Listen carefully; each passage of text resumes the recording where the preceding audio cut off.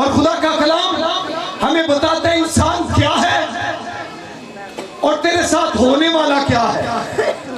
اور جب ہم کلام کو دیکھتے ہیں تو یقیناً ہر شخص کی تصویر اس کے اندر نظر آ جاتی ہے.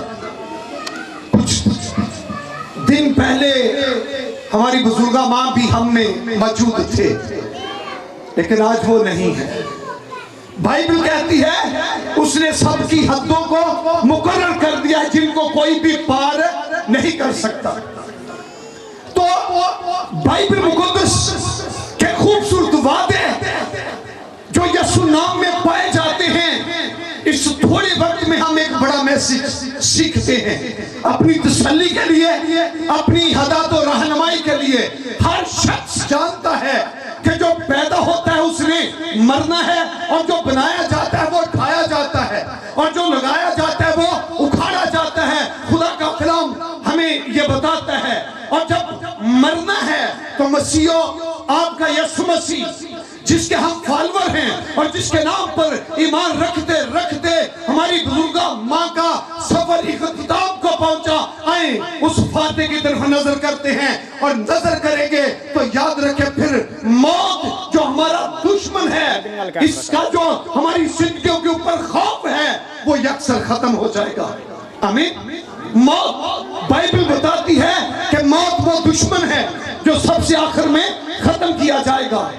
اب جب خالق کائنات نے کائنات کو تخلیق کیا تو پھر موت نظر نہیں آتی کہ فلاں دن میں اس نے موت کو تخلیق کیا، لیکن حکم دیا آدم سب کچھ تیرا ہے، تیرے لیے بنایا گیا ہے، یا سب کچھ کھانا استعمال کرنے کے لیے ایک پھل نہ کھانا. اور لیکن جس دن تو نے کھایا تو مرا. اور بائبل کہتی ہے وہ وقت آ گیا کہ دشمن آ گیا، اس نے آ کر ورگلایا، پھسلایا، گمراہ کر دیا، اور بندہ اپنے خالق کے حکم سے منحرف ہو کر اس مخالف کے ہاتھوں میں آگے اس کے جال میں پھنس گیا، اور جو پھل منع کیا تھا اسے کھایا. اور بائبل کہتی ہے پھر موت وارد ہو گئی. پھر یہ کہا گیا انسان تو خاک ہے اور خاک میں لوٹ جائے گا. اب موت حکمرانی کرتی رہی تو چاہیے تھا، اب خدا بڑا دکھی تھا کہ اس انسان کو میں نے موت کا غلام نہیں بنایا تھا، میں نے قبر کا غلام نہیں بنایا تھا، میں نے جہنم کا غلام نہیں بنایا تھا، میں نے ابلیس کا غلام نہیں بنایا تھا. اب یہ نافرمانی کی وجہ سے غلام ہو چکا ہے، تو ایک چاہیے جو آ کر اس غلامی کو آزادی میں بدل جائے. اور بائبل مقدس کہتی ہے کہ خدا نے اسی جگہ جہاں پر آدم کے اوپر غلامی مسلط ہوئی، موت مسلط ہوئی، موت حاکم بن گئی، بندہ موت کا لقمہ ہو گیا، وہاں پر خدا نے وعدہ کر دیا کہ ایک کو بھیجوں گا. لکھا ہے میں کس کو بھیجوں گا؟ عورت کی نسل سے جو تیری ایڑی کو کاٹے گا، جو تیرے سر کو کچلے گا تو اس کی ایڑی پر کاٹے گا. اور بائبل کہتی ہے وہ وعدہ وہیں پہ ہو گیا کہ ایک آئے گا جو ابلیس کے سر کو کچلے گا. جب میں بائبل کو پڑھتا ہوں تو پوری بائبل میں کوئی ایسا شخص نہیں آیا کہ جو انسانیت کے دشمن ہیں ان کو کچل سکے اور ان سے انسانیت کو آزاد کر سکے. بڑے غور سے سننا، میں حوالہ جات نہیں پیش کروں گا، ایک واعظ کرنا چاہتا ہوں تاکہ ایک سبق ہو اور وقت بھی کم ملے. یاد رکھنا پہلا دشمن انسان کا جو ہے وہ شیطان ہے، وہ ہے لوسیفر جسے آسمان سے نیچے گرا دیا گیا. پہلا دشمن ہے. تو پہلا دشمن آیا، اس نے آدم کے ساتھ عدن میں جو بات کی تو آدم لوسیفر کا غلام بن گیا، آدم لوسیفر کے حکم میں آ گیا، بزرگا مائی، اور پھر آدم یہ جوڑا جو ہے یہ لوسیفر کے کنٹرول میں آ گیا. تو یاد رکھنا جس کا کوئی حکم مانتا اس کا غلام ہوتا ہے. انہوں نے مانا کیوں بھائی؟ اس جوڑے نے مانا حکم. خدا نے تو کہا تھا کہ یہ پھل نہیں کھانا، اور بائبل مقدس کہتی ہے کہ انہوں نے کھایا، یہ غلام ہو گئے. اور اس پہلے دشمن نے جب اس جوڑے کو اسیر کر لیا، غلام بنا لیا، تو پھر بڑے پیار سے اس جوڑے کو دوسرے इंसान का दूसरा दुश्मन गुनाह है। पहला दुश्मन लूसीफर शैतान है और फिर दूसरा दुश्मन गुनाह है। और बंदा लूसीफर के गुलामी में आकर गुनाह के सुपुर्द हो गया, तो गुनाह ने क्या किया? बंदे को तीसरे दुश्मन के सुपुर्द कर दिया। इंसान तेरा तीसरा दुश्मन मौत है। और गुनाह ने बंदे को मौत के सुपुर्द कर दिया और कहा जिस दिन तूने फल खाया तू मरा। और गुनाह ने मौत के सुपुर्द कर दिया। तो याद रखिए ये तीसरा दुश्मन जो मौत है, इसने बंदे को कब्र के सुपुर्द कर दिया। बंदा मरता है तो कहां जाता है? कब्र के अंदर जाता है। और गुनाह ने मौत ने फिर बंदे को किसके सुपुर्द कर दिया? कब्र के सुपुर्द कर दिया। तो कब्र में जाने के बाद गुनहगार कहां पर जाएगा? क्यों भाई? जहन्नम में। पहला दुश्मन हुआ शैतान, तो दूसरा दुश्मन गुनाह, और तीसरा दुश्मन मौत, और चौथा दुश्मन कब्र, और इंसान तेरा पांचवा दुश्मन जहन्नम। खुदा ने इन दुश्मनों के लिए तुझे नहीं बनाया था। अरे यार, उसने तो तुझे अपने लिए बनाया। बाइबल कहती है कि खुदा ने मशरक में बाग लगाया और बाग में से जोड़े को रखा। और बाइबल कहती है कि खुदा ठंडे वक्त आकर आदम के साथ बातें करता है। आदम खुदा की आवाज सुनता है और खुदा आदम की इनकी फेलोशिप में बड़ी खुशी थी। दुश्मन ने दूर कर दिया। अब जब आदम जुदा हो चुका है तो फिर खुदा भी जो है वो सुख में नहीं, और बनाने वाला दुखी है।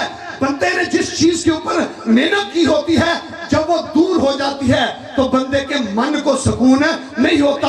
खुदा ने इसे अपनी शबीह पर बनाया, और जब ये खुदा से दूर हो गया, अब ये लूसीफर की गुलामी में चला गया, ये गुनाह की गुलामी में चला गया, ये मौत की गुलामी में चला गया, ये कब्र की गुलामी में चला गया, ये जहन्नम की गुलामी में चला गया।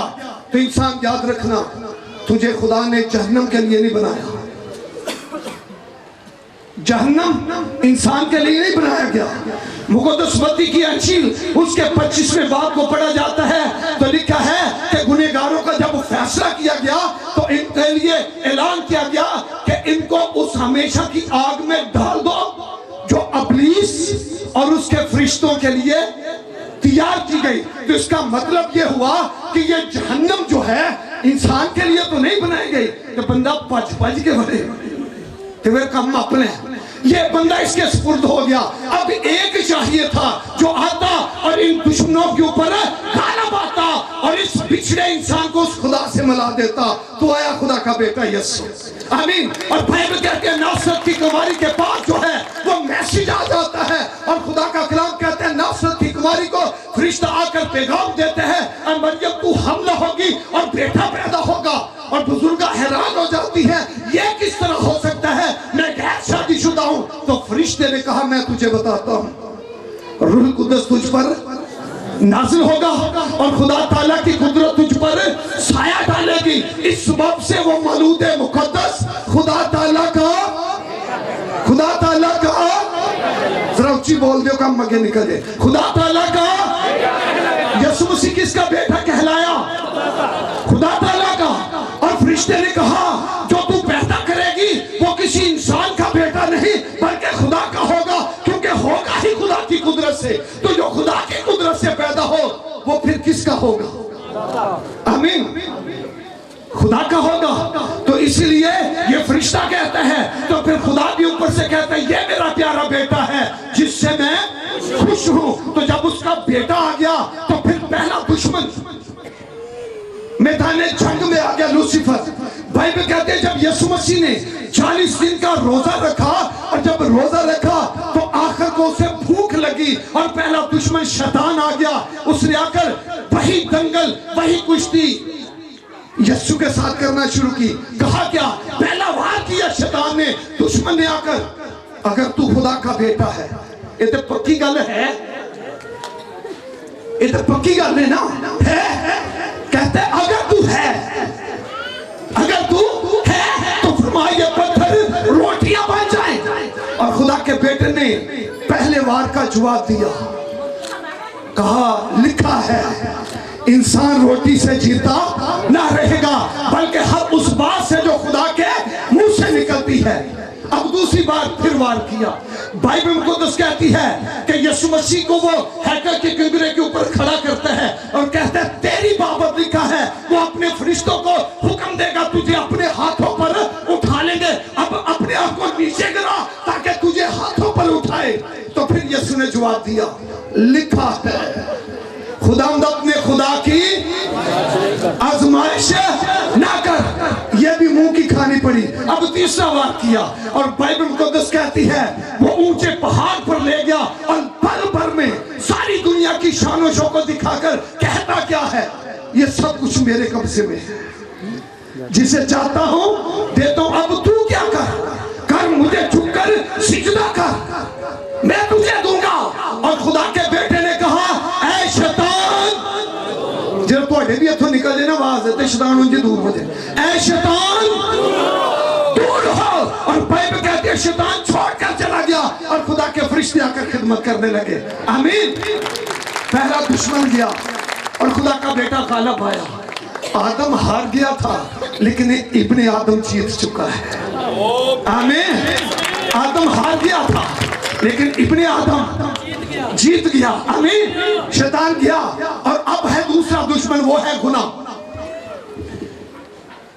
دوسرا دشمن گناہ، اور بائبل کہتی ہے گناہ کی مزدوری کیا ہے؟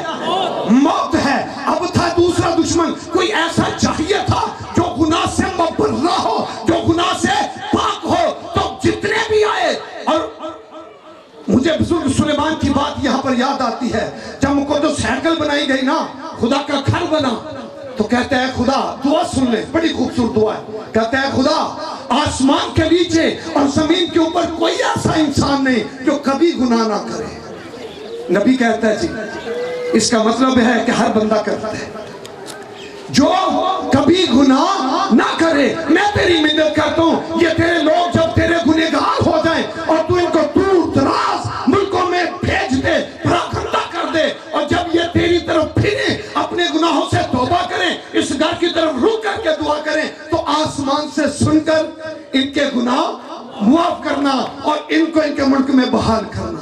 یہ دعا ہے، اس کا مطلب ہے کہ ہر گناہ کرتا ہے، لیکن ایک ہے جو گناہ سے پاک ہے، جو مبرہ ہے، جو اپنے مخالفوں کے سامنے، یہودیوں، فقیوں، فریسیوں کے سامنے کھڑے ہو کر کہتا ہے کہ کون ہے جو مجھ میں گناہ ثابت کر سکتا ہے؟ نہ اس کے تخم میں گناہ تھا، نہ اس کی فطرت میں گناہ تھا، اور نہ اس کی شخصیت میں گناہ تھا، وہ سراسر گناہ سے پاک ہے۔ آمین۔ ایک ہے، اچھا یار جڑا ہے ہی پاک روح دی قدرت نہ پیدا ہونے تو بڑا پاک کیڑا ہو سکتا ہے؟ آمین۔ پاک روح دی قدرت نہ پیدا ہونے والا ہے ہی پاک۔ آمین۔ اور اس لیے مخالفین کے سامنے کہتا ہے کہ کون ہے جو مجھ میں گناہ ثابت کر سکتا ہے؟ نہ وہاں پر، نہ عدالتوں میں، حتیٰ کہ اس کی بے گناہی کی تو جو ہے وہ پیلاطوس بھی گواہی دیتا ہے، اس راز میں کوئی بھیجا کام، کوئی ایسی بات نہیں پاتا، کوئی گناہ نہیں پاتا جس کی وجہ سے یہ قتل کے حوالہ کیا جائے۔ اس کا مطلب ہے حاکم بھی گواہی دیتے ہیں یہ بے گناہ ہے۔ آمین۔ وہ خود کہتا ہے یہ صرف بے گناہ نہیں بلکہ غور سے سنیں یہ گناہوں کو معاف کرنے والا ہے۔ کہتا ہے تیرے گناہ معاف ہوئے، چند لمحے بڑی سنجیدگی سے گزار لیں، یہ گناہوں کو معاف کرتا ہے۔ تو دوسرا دشمن بھی اس سے مار کھا گیا۔ اور یسوع بائبل مقدس کو پڑھتے ہیں تو میں جتنی بائبل میں پڑھ چکا ہوں مجھے کسی جگہ پر یسوع میں کوئی کمی نظر نہیں آئی۔ آمین۔ جہاں پر یہ خوبیوں سے بھرا ہے، یہ تو سرچشمہ اعجاز ہے۔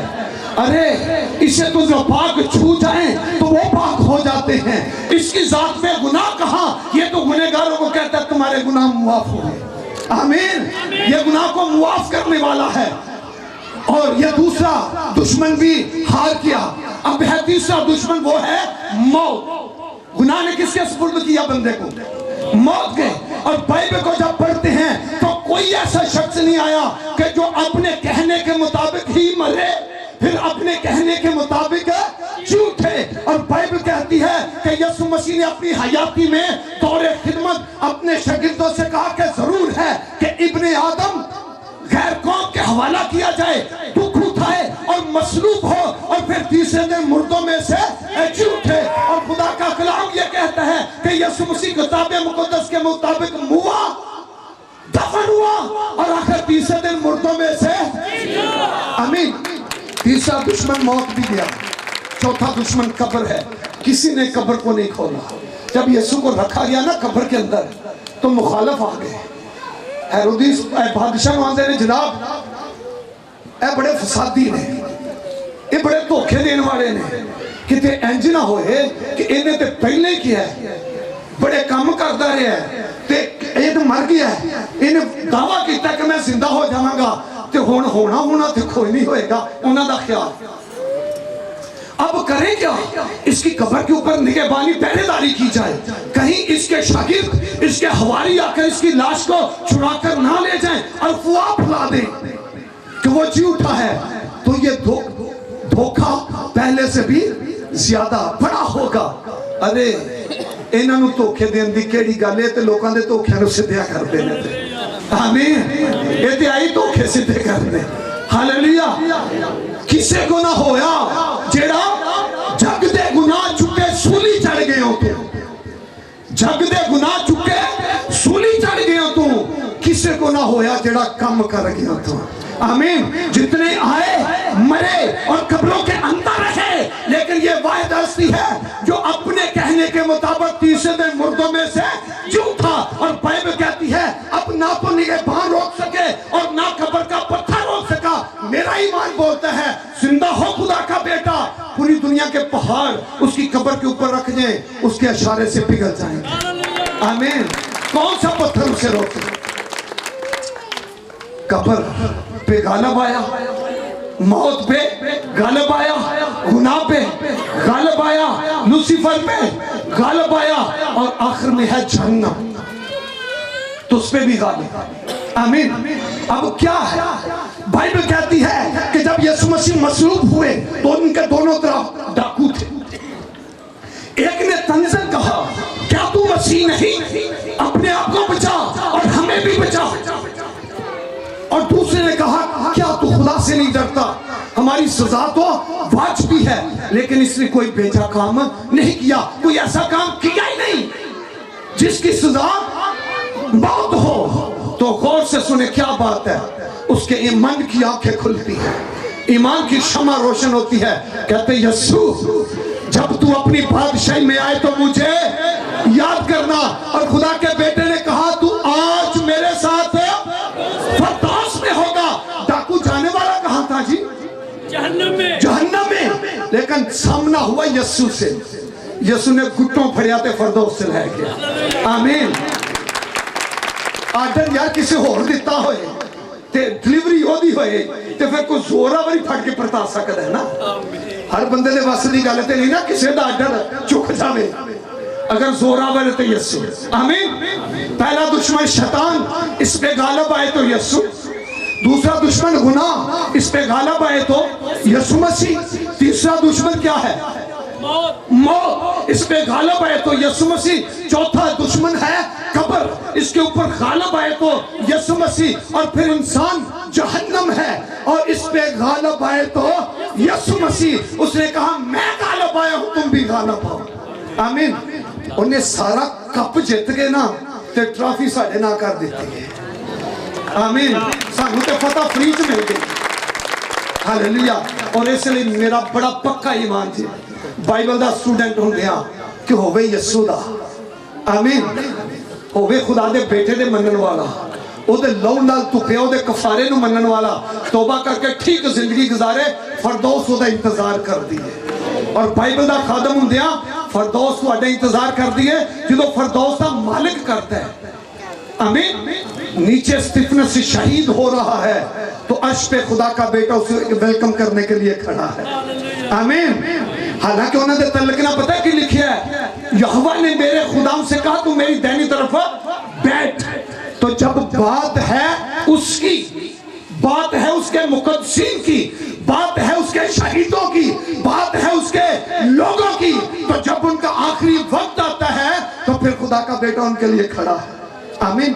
आज ते कोई जांदिया चाहत ना माना गले ला लेना ते नाल वाले ने ओंदे वेख्या मेरी इज्जत है ना। मैनू बड़े जानते ने, मेरी कालर भी उच्ची बड़ी है, मैनू जानते ने हैं। साडे वर्गे थाने दे बाहर खलो के आंदे ने अंदर किंज जाना है, तो जो कोई बंदा मिल जाए ना अंदर, वो सीधा मुंशी ने कमरे च ले गया ना भाई, ऐसो जे कमरे च। लेकिन आपको वेलकम पता कौन करता है? जिसकी रान और पोशाक पर लिखा है, जरा बोल दिया आमीन, जिसकी रान और पोशाक पर लिखा है बादशाहों का और खुदाबंदों का, बादशाहों का, के हाथ बादशाहों का और खुदाबंदों का। वो कहता है जहां पर मैं होगा वहां पर मेरे लोग होंगे। यहां पर यीशु के होकर जिए, यीशु के होकर मरे, अपनी जिंदगी आपका इंतजार करती है। आए आंखें बंद करते हैं। Praise God.